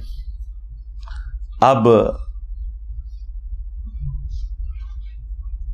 بخاری میں بس اتنے الفاظ ہیں کہ جب اس نے یہ بات کی نا تو عبد الرحمن بن ابی بکر کھڑے ہوئے اور انہوں نے کچھ کہا۔ امام بخاری نے اپنی شرافت کی وجہ سے وہ الفاظ نقل نہیں کیے، لیکن وہ الفاظ کہیں گئے نہیں ہیں، وہ حاکم کے اندر، سنن نسائی الکبریٰ میں، اور اللہ بھلا کرے تفسیر ابن کثیر میں انہوں نے سارے طرق المعجم الکبیر طبرانی سے بھی جمع کر دیے۔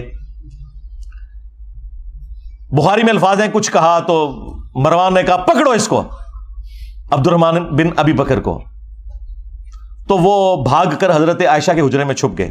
مسجد نبوی کے ساتھ ہی تھا حجرہ عائشہ، اور یہ حضرت عائشہ کے بھائی بھی لگتے تھے، اور جو ہمارے سب کانٹیننٹ میں کہا جاتا ہے نا سگے بھائی، کہ ماں اور باپ دونوں ایک، عرب میں تو باپ ایک ہونا تو سگا ہو جاتا ہے۔ یہ عبد الرحمن بن ابی بکر وہ ہیں کہ جو والدہ ہیں ان کی اور والد دونوں وہی ہیں جو سیدہ عائشہ کے والدین ہیں۔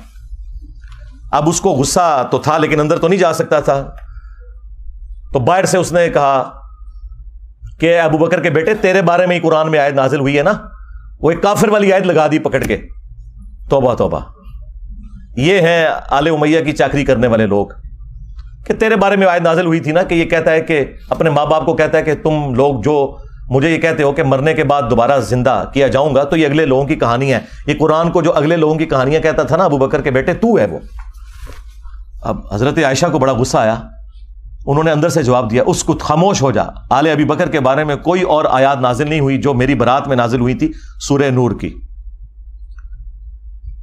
اور بخاری کی حدیث یہاں پہ ختم ہے، لیکن جو باقی روایتیں ہیں ان میں فلنگ دی بلینکس بھی ہیں۔ ایک تو یہ کہ وہ عبد الرحمن بن ابی بکر نے کیا بات کی تھی کہ جو امام بخاری نے کہا کہ کچھ کہا تو اس نے کہا پکڑو اس کو، ظاہر ہے کو چوبے والی گل کی ہے نا، ہاں انہیں کیا سی کہ سیدھی طرح کہہ کہ تیرا امیر المومنین کیسر و کسرا کے طریقے پہ چلنا چاہتا ہے، ابو بکر اور عمر کے طریقے پر نہیں، کیونکہ اس نے یہ کہا تھا کہ بھئی ابو بکر نے بھی تو عمر کو اپنے بعد خلافت کے منصب پر چھوڑا تھا نا، تو ہمارے امیر المومنین بھی چاہتے ہیں کہ یزید کو چھوڑ دیں، بھئی یزید تو ان کا بیٹا ہے، اور حضرت ابو بکر کا بیٹا تو عبد الرحمن بن ابی بکر سامنے بیٹھا تھا، اس کو تو نہیں بنایا تھا۔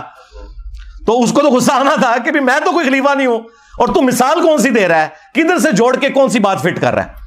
تو ان کا سیدھی طرح کیا کیسر و کسرا کے طریقے پہ چل رہے ہو. رومنز اور پرشینز وہ بادشاہ اپنے بیٹوں کو نامزد کیے کرتے تھے. اب یہ بات اس کو لگ گئی, ان کا پکڑو انہوں. اور وہاں پہ تو ہے نا کہ حضرت عائشہ نے کہا خاموش ہو جا. آل ابی بکر کے بارے میں تو سورہ نور نازل ہوئی ہے. باقی کتابوں میں حافظ ابن کثیر نے نقل کیا کہ پھر حضرت عائشہ نے اس کو پھر ایک پھکی نہیں پھکا دیا اور کہا مروان تیرے بارے میں اللہ کے نبی علیہ السلام نے فرمایا تھا جب تو اپنے باپ کی پشت میں تھا کہ حکم پر لعنت, اس کی اولاد پر لعنت, تو اسی لعنت کا ٹکڑا ہے. اور نظر آ گیا. اس سے آپ کو یہ سارے کے سارے معاملات کلیئر ہو جائیں گے. یعنی یہ سٹیپ وائز چیزیں چلی ہیں. اور یہ میں تو آپ کو بخاری شریف بیان کر رہا ہوں, ٹھیک ہے, مسلم شریف بیان کر رہا ہوں.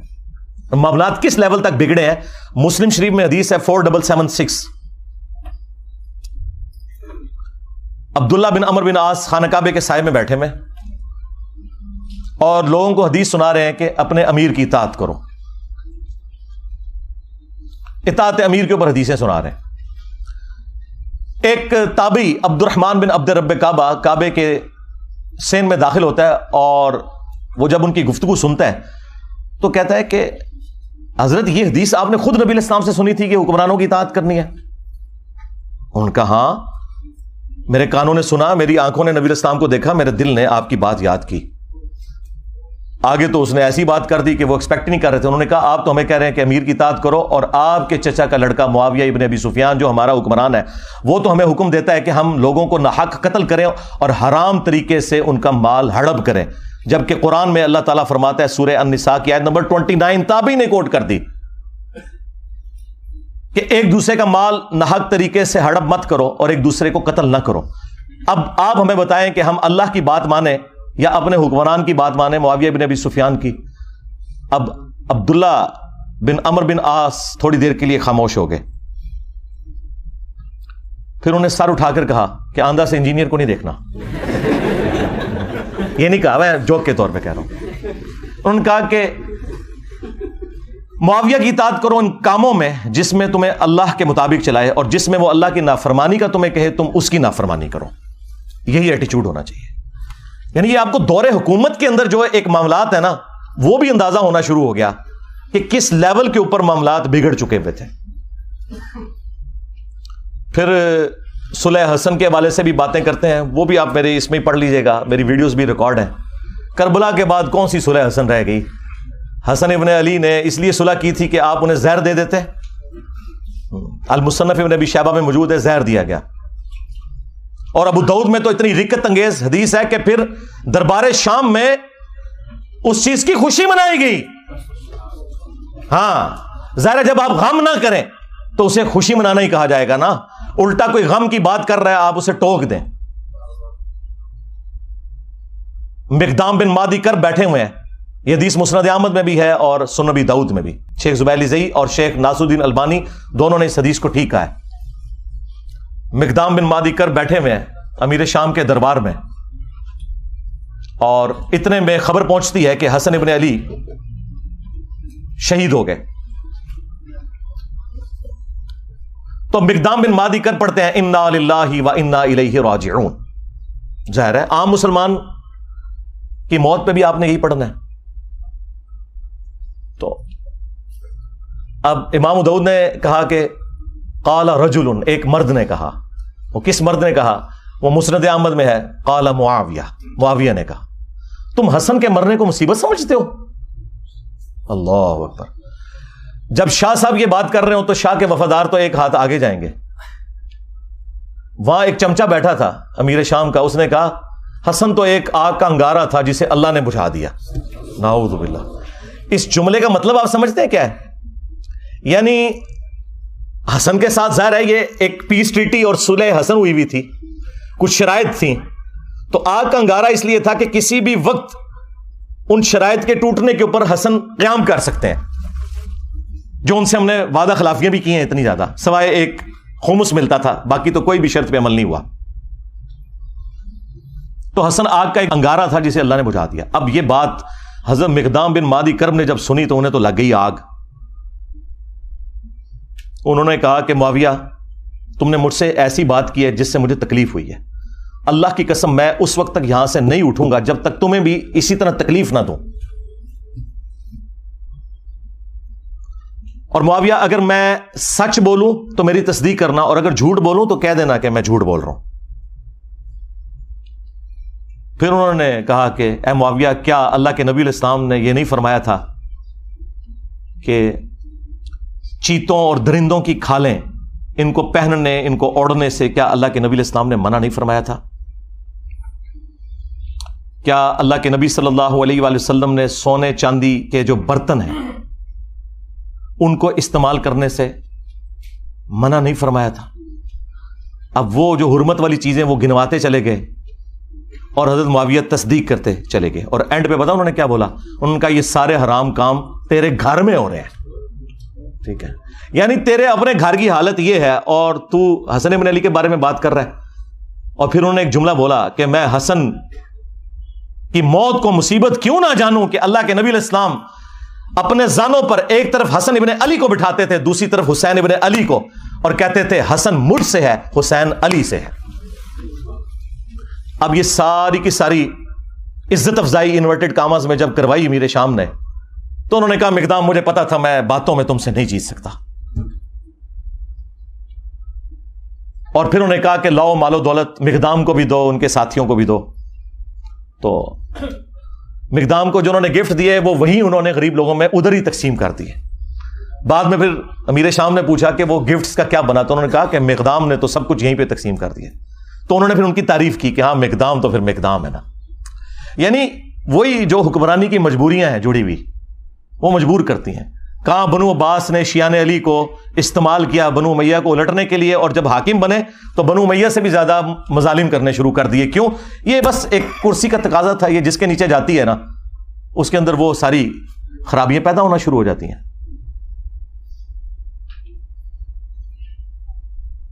اور ادھر مجھے کریٹیکل ایک بات یاد آ گئی. اکثر آپ لوگ سنتے ہوں گے کہ جی وہ انجینئر صاحب خواہ مخواہ الزامات لگاتے ہیں کہ بنو امیہ کے ممبروں سے سب و شتم ہوتا تھا. میں نے تو کافی ان کو روایتیں دکھائی ہیں, اس میں بھی کافی ساری, میری ویڈیو بھی ریکارڈ ہے. ایک مسلم کی حدیث جو بخاری میں بھی موجود ہے وہ سارے کے سارے پول کو کھول دیتی ہے ان کی.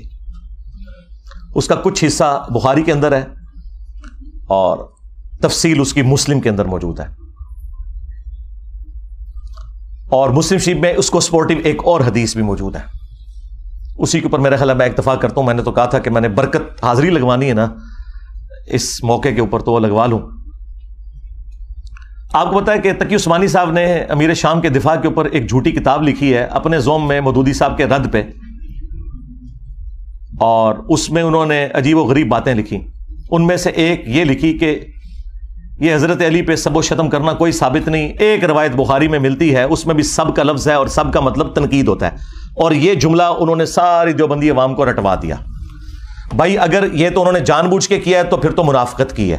یہ تو بہت بڑا حکم ہے, ہم نہیں لگاتے. ہم یہ کہتے ہیں کہ انہیں پتہ نہیں ہوگا, یعنی وہ اس ٹاپک پہ جاہل تھے. تو یہی تو ہم کہہ رہے ہیں کہ علماء جاہل ہیں. ہاں, کیونکہ اگر جاہل نہیں مانیں گے پھر منافق ماننا پڑے گا کہ اگر پتا تھا تو جان بوجھ کے ایسا جھوٹ کیوں بولا. یہ سیم حدیث مسلم کے اندر موجود تھی کہ آل مروان میں سے ایک بندہ مدینے کا گورنر بنا اور اس نے شیعان علی میں سے سہل ابن سعد الساعدی کو بلایا ممبر پر اور کہا کہ آپ حضرت علی رضی اللہ تعالیٰ عنہ کے اوپر سب کرو. اور جب انہوں نے انکار کیا تو کہا کہ چلو تم یوں کہہ لو لعن اللہ ابو تراب, نعوذ باللہ, ابو تراب پر لعنت ہو, نعوذ باللہ. یہ بنو امیہ ابو تراب نام کو نا حقارت کے طور پر, مٹی والا. تو حضرت سہل ابن سعد نے کہا لگایا, انہوں نے کہا کہ علی تو اس نام سے بڑے خوش ہوتے تھے, یہ تو نبی علیہ السلام نے ان کی کنیت ابو تراب رکھی ہوئی تھی. تو وہاں پہ الفاظ ہے لعن اللہ ابو تراب, یعنی ابو تراب کہنا اور لعنت کے ساتھ. یہ کہتے ہیں سب کا مطلب تنقید ہے, تو امام مسلم نے سب کا ترجمہ خود کر دیا ہوا ہے یہ بتا کے یہ لعن اللہ ابو تراب کہتے تھے. اب تقی عثمانی صاحب نے اگر جان بوجھ کے یہ روایت چھپائی ہے مسلم کی 6229 تو منافقت کی ہے, لیکن یہ بہت بڑا شرعی حکم ہے. ہم اس نے ظن رکھتے ہیں کہ ان بیچاروں کو پتہ ہی کچھ نہیں, جس طرح ان کے بڑوں کو کچھ نہیں پتا تھا. اب آ جائیں وہ حدیث 6220 امیر شام کے دربار میں حضرت سعد ابن ابی وقاص کو امیر شام کہتے ہیں کہ تجھے کون سی چیز روکتی ہے.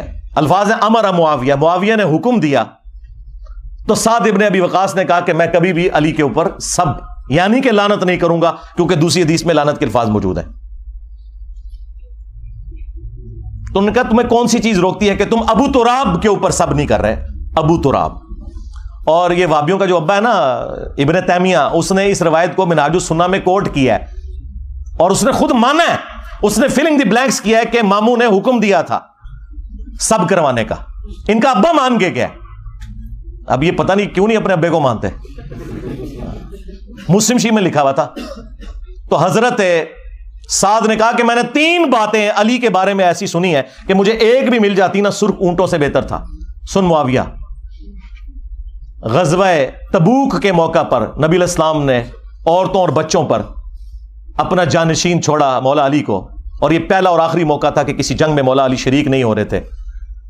تو ظاہر ہے وہ افسردہ تھے، رو پڑے. نبی علیہ السلام نے ان کی دلجوئی کے لیے فرمایا کہ اے علی، کیا تو اس بات پہ راضی نہیں کہ تیری میرے ساتھ وہی نسبت ہے جو ہارون کی موسیٰ کے ساتھ، مگر میرے بعد کوئی نبی نہیں. اس کا مطلب آپ کو پتا ہے کیا ہے؟ 2 مطلب. قرآن میں حضرت موسیٰ علیہ السلام کے سب سے قریبی ساتھی کون تھے؟ ان کے بھائی ہارون، اور وہ پیغمبر بھی ہوئے. اس اعتبار سے نبی علیہ السلام کا سب سے قریبی ساتھی کون ہوا؟ سیدنا علی. لیکن چونکہ ختم نبوت ہے اس لیے وہ نبی نہیں ہے، امتی نبی بھی نہیں ہے.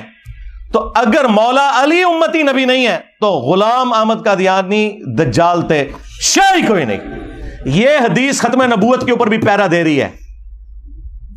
صرف مولا علی کی شان بیان نہیں ہو رہی، ختم نبوت پہ بھی پیرا دینے والی حدیث ہے. سن معاویہ، دوسرا موقع خیبر کا. نبی علیہ السلام نے فرمایا کل میں اس شخص کے ہاتھ میں جھنڈا دوں گا جو اللہ اور اس کے رسول سے محبت کرتا ہے اور اللہ اور اس کا رسول اس سے محبت کرتے ہیں. ہم پوری رات ایڑیاں اٹھا کے دیکھتے رہے کہ وہ خوش نصیب کون ہے. بلکہ مسلم میں تو الفاظ ہیں، حضرت عمر کہتے ہیں مجھے پوری زندگی اس بات پہ رشک رہے گا علی کے اوپر کہ وہ جھنڈا مجھے کیوں نہیں ملا، علی کو مل گیا. اس سے پہلے مجھے کبھی خواہش نہیں پیدا ہوئی تھی. صبح نبی علیہ السلام نے حضرت علی کو بلایا، ان کو آشوب چشم تھا، اپنی مبارک لعاب دہن ان کی آنکھوں پہ لگائی، شفا ہو گئی، اور پھر انہیں روانہ کیا اور خیبر میں فتح ہوئی. اور تیسرا موقع جب نجران کے کرسچنز آئے نبی علیہ السلام کی بارگاہ میں، سب دلائل سامنے رکھ دیے، پھر بھی وہ ہٹ دھرمی پر اترے، تو آیت مباہلہ نازل ہوئی،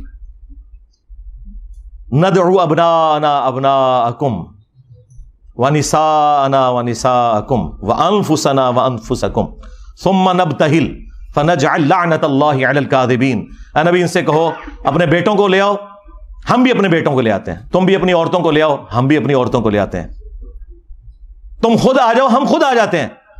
اور پھر اوپن میدان میں اللہ کے حضور دعا کرتے ہیں کہ جھوٹوں پہ اللہ کی لعنت ہو.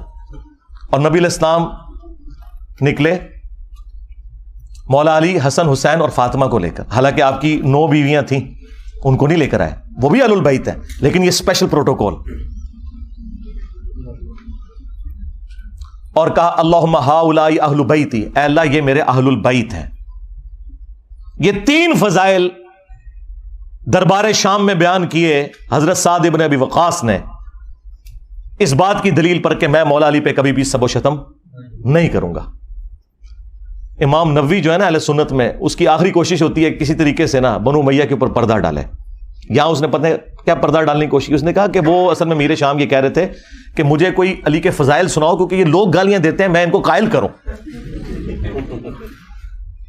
حالانکہ واضح الفاظ تھے امر معاویہ، معاویہ نے حکم دیا اور سعد نے انکار کیا. چلیں جھوٹ تو پکڑا جاتا ہے. یہ سیم حدیث خصائص علی والے چیپٹر میں سنن نسائی الکبریٰ میں اسی سند کے ساتھ مسلم شریف والی سند کے اوپر موجود ہے. اس میں آگے الفاظ ہیں، سعد ابن ابی وقاص کا بیٹا کہتا ہے پھر جتنے دن حضرت معاویہ مدینہ شریف میں رہے، حضرت علی کی تنقیص کا ایک جملہ اپنی زبان سے نہیں نکالا. میرے باپ نے اس طرح کا ڈانٹا تھا ان کو، تو پتہ چل گیا کہ ڈانٹا تھا. بلکہ اسی کتاب میں خصائص علی والا جو چیپٹر ہے سنن نسائی الکبریٰ کا، سعد ابن ابی وقاص کہتے ہیں کہ اگر یہ لوگ بنو امیہ کے لوگ میرے سر کے درمیان آرا رکھ دیں اور مجھے یہ کہیں کہ تیرے 2 ٹکڑے کر دیے جائیں گے، تو علی کے بارے میں کوئی غلط جملہ اپنی زبان سے نکال تو میں اپنے 2 ٹکڑے کروا لوں گا. میں علی کے بارے میں ایک جملہ بھی ایسا نہیں بولوں گا ان کی تنقیص کا. جو کچھ میں نے رسول اللہ سے اپنے کانوں سے علی کی شان میں سن رکھا ہے.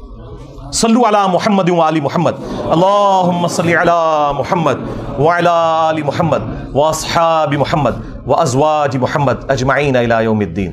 مسند احمد میں ایک حدیث ہے، مولا علی علیہ السلام کہتے ہیں کہ ایک دن میں رسول اللہ کی خدمت میں حاضر ہوا اور میں نے دیکھا کہ آپ نے حسین ابن علی کو اٹھایا ہوا ہے اور زار و کتار آپ کی آنکھوں سے آنسو رواں ہے.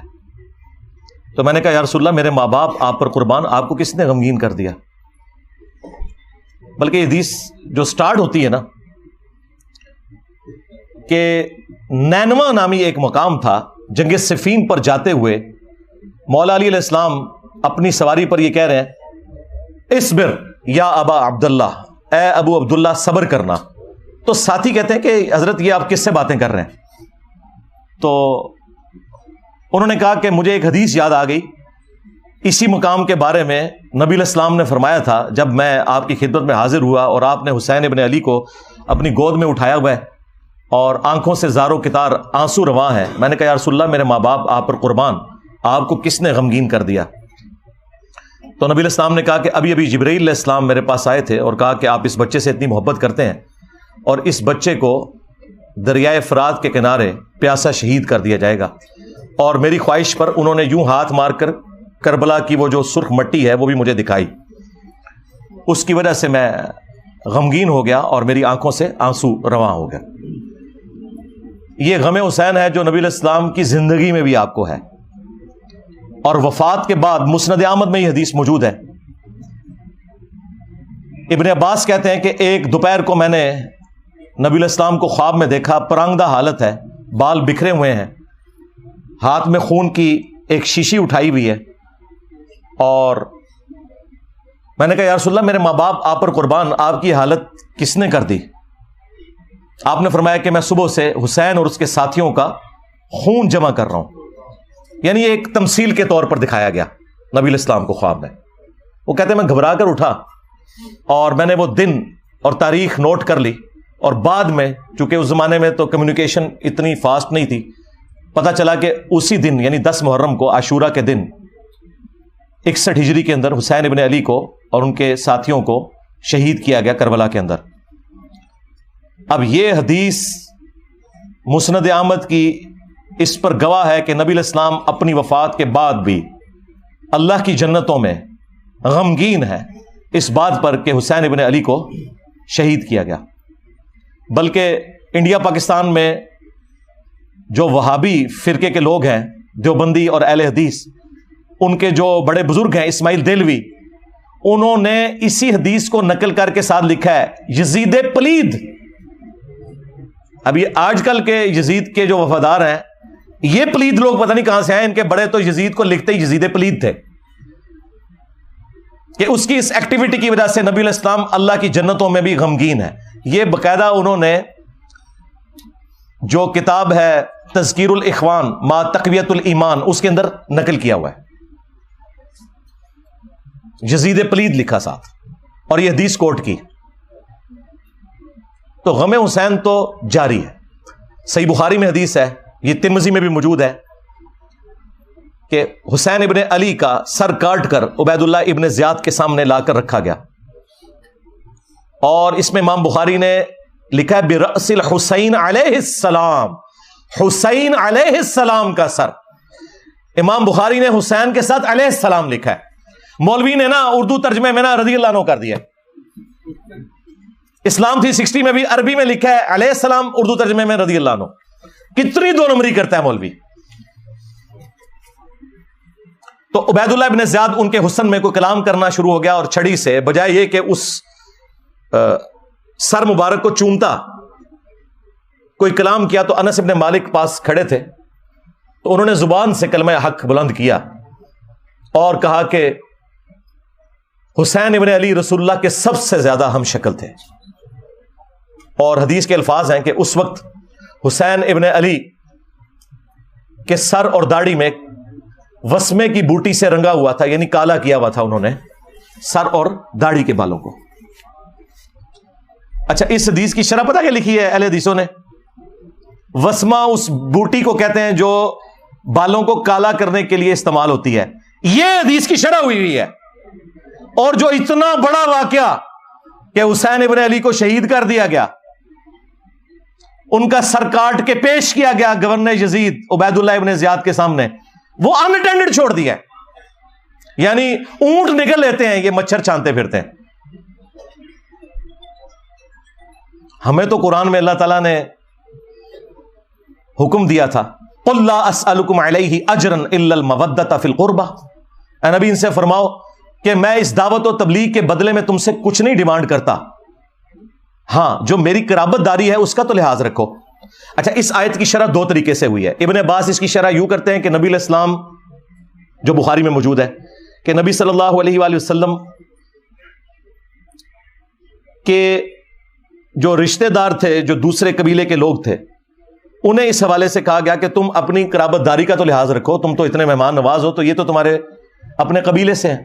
اور ایک تشریح اس کی یہ کی گئی کہ نبی علیہ السلام کی دعوت و تبلیغ کے عوض ان کے اہل البیت کے ساتھ مودت رکھی جائے. یہ عبداللہ ابن عباس کے شاگرد نے اس کی تشریح کی. ہمارے نزدیک یہ دونوں درست ہیں. جب کافروں سے کہا جا رہا ہے کہ میری رشتہ داری کا خیال رکھو, تو مسلمانوں سے تو بدرجہ اولا کہا جائے گا کہ تم میری رشتہ داری کا خیال رکھو, کیونکہ اس گھر سے سب کو دین ملا. اور اس کو سپورٹی بخاری میں سیدنا ابو بکر کا قول ہے, اور نقل کون کر رہے ہیں؟ عبداللہ ابن عمر, جن کے بارے میں بخاری میں آتا ہے کہ ان سے کسی عراقی نے مسئلہ پوچھا کہ احرام کی حالت میں مچھر یا مکھی کو مار دیں تو کیا کفارہ ہے. انہوں نے کہا کہ یہ پوچھنے والا کون ہے؟ ان کا یہ اہل عراق سے ہے. اور ظاہر عراق اس وقت شام کا صوبہ تھا. بعض لوگ کہتے ہیں عراقیوں نے مار دیا, شیعان علی نے مار دیا. اور بھائی شام میں وفاقی حکومت تھی اور یہ صوبائی حکومت تھی, انہی کے انڈر تھی. اے عراقیوں, تم مجھ سے مکھی اور مچھر کا مسئلہ پوچھتے ہو, تم نے تو اللہ کے نبی کے نواسے کو قتل کر دیا, جن کے بارے میں نے نبی علیہ السلام سے سنا تھا کہ حسن و حسین دنیا میں میرے دو پھول ہیں.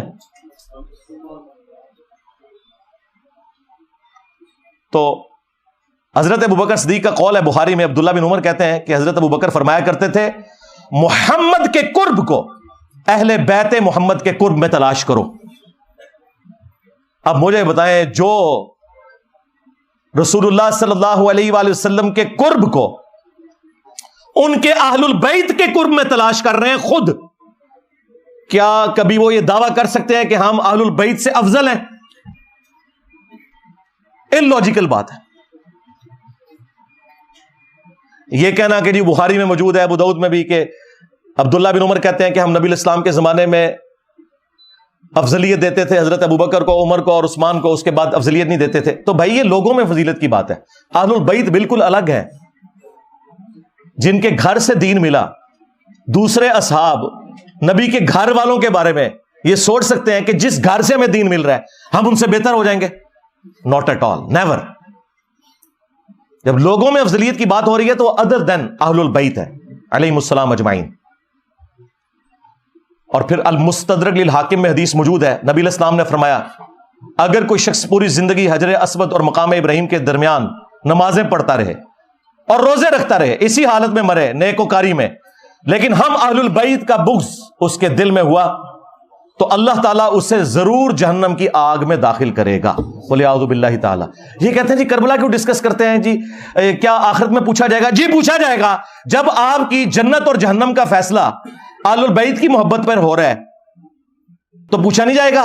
اور آپ تو ہمیں خود ہی سنایا کرتے تھے فضائل صحابہ احمد بن حنبل کی کتاب میں, وہ روایت جہاں سے میں نے سٹارٹ لیا, اور شیعہ کے ہاں نہج البلاغہ میں, کہ حضرت علی کی محبت میں غلوب کر کے دو فرقے جہنم میں چلے جائیں گے اور دو گمراہ ہو جائیں گے, ایک ان کی محبت میں غلوب کر کے, ایک ان کی دشمنی میں.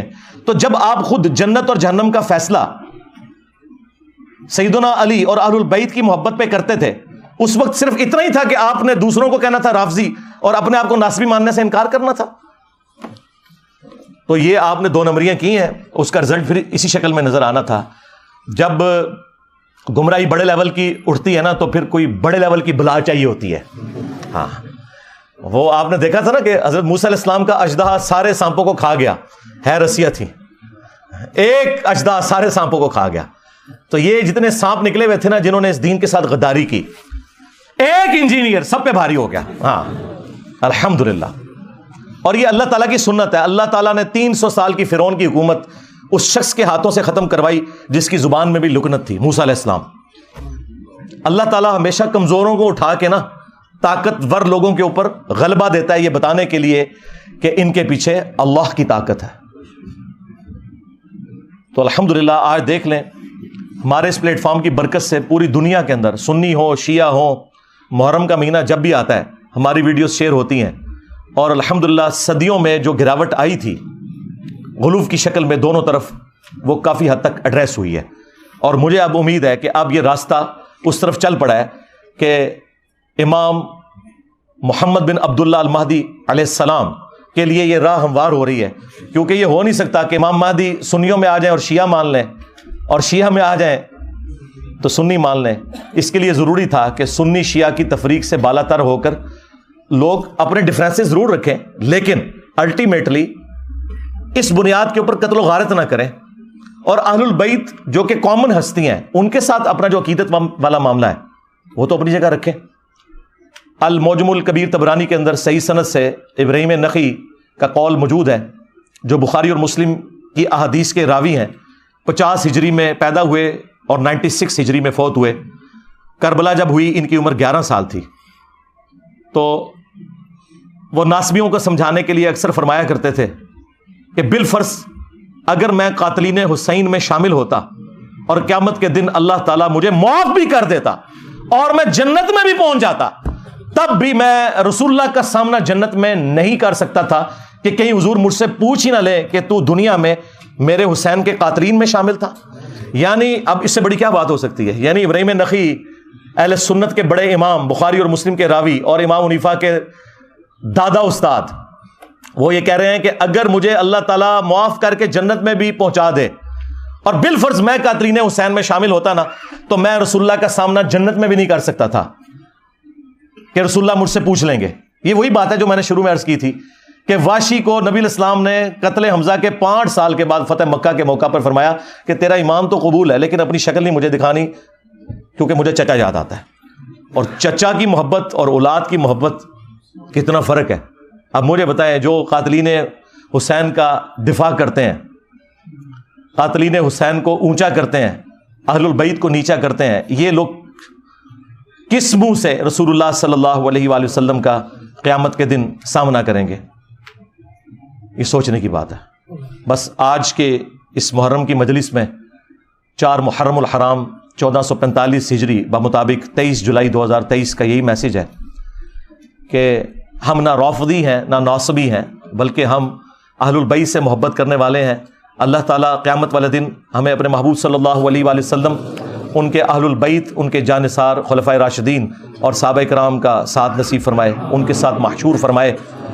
اور اللہ تعالیٰ امت محمدیہ صلی اللہ علیہ وآلہ وسلم کے اندر جو یہ فرقہ واریت اس عروج کے اوپر ہے, اسے توڑ کر امت کو رسول اللہ صلی اللہ علیہ وآلہ وسلم کی مبارک ذات کے ساتھ جوڑے, اور تاکہ امام محمد بن عبداللہ المہدی رضی اللہ تعالیٰ عنہ علیہ السلام کو ویلکم کرنے کے لیے یہ امت تیار ہو سکے. صلو علی محمد و آل محمد, اللہم صلی علی محمد وعلی آل محمد و اصحاب محمد و ازواج محمد و امت محمد اجمعین الی یوم الدین, آمین.